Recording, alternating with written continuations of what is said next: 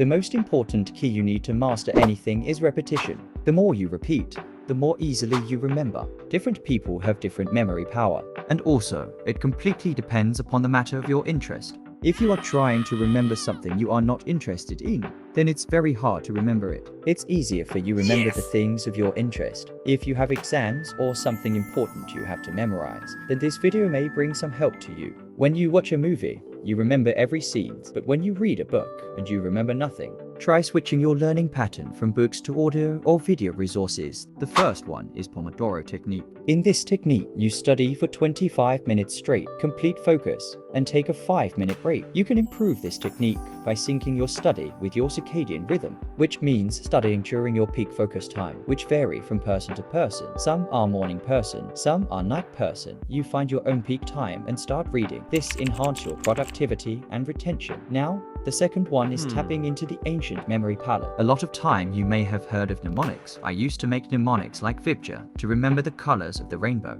Instead of this traditional mnemonics, visualize your study material within a familiar location. Let's say you're studying a list of historical figures for a test. Assign each figure to a specific piece of furniture or area in the room. For instance, imagine Shakespeare delivering a monologue on the sofa, or Einstein conducting an experiment on the coffee table. So, whenever you mentally navigate through different rooms, you'll recall the information associated with each area.